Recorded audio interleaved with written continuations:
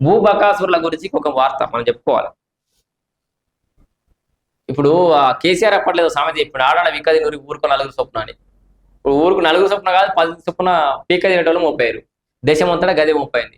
ప్రతి జాగల అవినీతి, అవినీతి లేని వ్యవస్థ అంటూ లేకుండా అయిపోయింది ఈ దేశంలో. ఇప్పుడు చూడు ఈ స్థలం మీది అయినా పత్రాలు మాయి. చాలా జాగాలలో మనం అనుకుంటాం మన భూమిని ఇంకెవడో రిజిస్ట్రేషన్ చేసుకుంటాం. డబల్ రిజిస్ట్రేషన్లు అయితే అది కూడా ఇబ్బంది అవుతుందంటే వాడు ఏదో ఆ భూమిని కాజేయాలని కాదు. మిమ్మల్ని ముప్పు తిప్పలు పెట్టి కింద మీద పడి మీరు మళ్ళీ బాధగాయి మీరు వాళ్ళ దగ్గర కాలబేరానికి పోయి వానికి 4 రూపాయలు ఇస్తే వాడు సైట్ జరుగుతాడు. అట్లా అదొక దందా, అదొక మూట రాష్ట్రంలో తయారైంది. ఇగో స్థలం మీది అయినా పత్రాలు మా మీద మార్చొస్తున్నాం. రాజధాని శివార్లలో డబుల్ రిజిస్ట్రేషన్ దందాలు బాగా రాజధాని శివార్ల కాదు, చిన్న చిన్న పట్టణాలలో ఏ గ్రేడ్ బి గ్రేడ్ టౌన్లలో కూడా ఇదే దుకాణం ఉంది. తప్పుడు పత్రాలతో పాత వెంచర్లో ప్లాట్లపై కన్నేసిరట.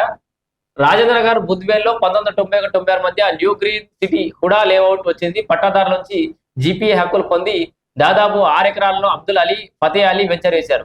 1997లో జీపీఏ హోల్డర్ల నుంచి ప్రకాష్ చంద్రాని, జ్యోతి చంద్రాని 2 ప్లాట్లకు ఉన్నారు. కడపకు చెందిన సౌభాగ్యవల్లి ఆ 2 ప్లాట్లను 2005లో కొని పొజిషన్ తీసుకున్నారు. అయితే 1995లో పట్టాదారులు అబ్దుల్ అలీ, ఫతే అలీలు ఎలాంటి నోటీస్ ఇవ్వకుండా జీపీఏను రద్దు చేశారు. అవు ప్లాట్లు ఆదాయం లేకపోయినా సరే పట్టాదారులు 2000లో మోహన్ రెడ్డి, జైహింద్ రెడ్డి, అనసూయలకు రిజిస్ట్రేషన్ చేశారు. మళ్ళా వాళ్ళే 2 సార్లు మీరు చూసిన అనసూయ 2018లో నారాయణ రెడ్డి అనే వ్యక్తికి జీపీఏ ఇచ్చారు. దాని ఆధారంగా హెడ్ కానిస్టేబుల్ భాస్కరరావు ఆ ప్లాట్లను తప్పుడు సర్వే నంబర్లు సృష్టించి వేరే వ్యక్తులకు రిజిస్ట్రేషన్ చేయించడంతో వివాదాలు తలెత్తినాయి.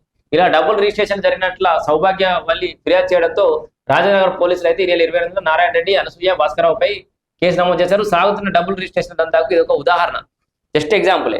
ఇక్కడ పూర్తి వివరాలు చూద్దాం ఒకసారి. రిజిస్ట్రేషన్, రెవెన్యూ, పోలీస్ శాఖల అధికారులను మచ్చిగా చేసుకుంటూ వీళ్ళు దందాన్ని కొనసాగిస్తారు. రాజధాని శివార్లలో 2.5 దశాబ్దాల క్రితం వరకు భూముల విలువ సాధారణంగానే ఉండేది.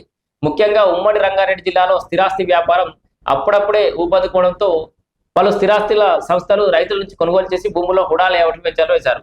అప్పట్లో భూములకు పెద్దగా డిమాండ్ లేకపోవడంతో చాలా వెంచర్లలో పక్కాగా సర్వే చేసి హద్దులు నిర్వహించలేదు. ఇటీవల కాలంలో భూములకు విలువ బాగా పెరగడంతో అప్పటి హద్దుల విషయంలో తరచూ వివాదాలు జరుగుతున్నాయి. పలువురు వ్యక్తులు ముఠాలుగా ఏర్పడి విలువైన స్థలాలపై కన్నేస్తున్నారు. ఒకే స్థలానికి 2 సార్లు రిజిస్ట్రేషన్ చేస్తూ వివాదాలు సృష్టిస్తారు.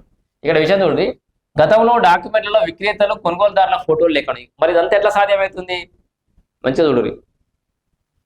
1996 వరకు రిజిస్ట్రేషన్ డాక్యుమెంట్లలో విక్రేతలు కొనుగోలుదారుల ఫోటోలు లేకపోవడాన్ని ఆసరాగా చేసుకొని అప్పుడు ఫోటోలు లేకపోగా రిజిస్ట్రేషన్ డాక్యుమెంట్ల మీద అవే వాళ్ళకు అడ్వాంటేజ్ అయినాయి. అసలు యజమానుల సంతకాలు ఫోర్జరీ చేయడం, తద్వారా గతంలోనే తాము స్థలాలను కొన్నట్లు పత్రాలు సృష్టిస్తున్నారు. వాటిని ఆధారంగా చేసుకొని న్యాయస్థానాల్లో వ్యాజ్యాలు వేస్తారు. ఇక మళ్ళీ అవి ఆధారాలు వేసుకొని కోర్టు పోతారు. అలాంటి వివాదాలు ఎలా తరబడి కొలిక్కి రావని, దాంతో బాధితులే తమ దారికి వస్తారని ధీమాతోటి ముఠాల్సి రేపుతుంది. అర్థమైంది కదా? ఏదో ఒకటి దానికి డిస్టర్బెన్స్ క్రియేట్ చేసి కోర్టుకి వేయాలి. తిరగంగా వాళ్ళే మన కాళ్ళ వేరంట్ వస్తారని వాళ్ళ ఆలోచన. బాధితులు పట్టుదలగా ప్రయత్నిస్తే తప్ప ముఠాలు మోసాలపై ఠాణాల్లో కేసులు నమోదు చేయడం లేదు. కొంతకాలం క్రితం బేడిపల్లి, అల్వాల్ ఠాణాల్లో ఇలాంటి కేసులు నమోదయ్యాయి.